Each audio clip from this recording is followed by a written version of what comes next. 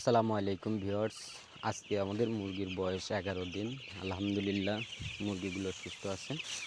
তো আজকে আমরা মুরগির জায়গা পরিবর্তন করলাম।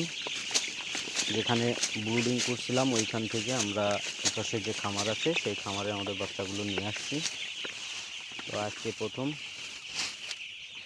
শীতকাল, এই জন্য আমরা 3টে পার্ট করেছি। 1000 মুরগি, অল্প অল্প করে মুরগি দিয়েছি, অনেক বড় জায়গা, ঠান্ডা একটু বেশি, এই জন্য মুরগিগুলো এক জায়গায় হয়ে যাচ্ছে মাঝে মাঝে।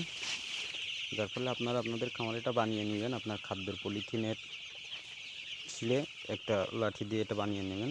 এটা অনেক উপকারী একটা জিনিস। মুরগি মাঝে মাঝে তাড়া দিলে মুরগি উঠে একটু পানি খায়, খাদ্য খায়, পোলট্রি মুরগির জন্য খুবই উপকার। তো ধন্যবাদ সবাইকে, ভালো থাকবেন সবাই। ভিডিওটি ভালো লাগলে অবশ্যই লাইক করুন, শেয়ার করে পাশে থাকবেন।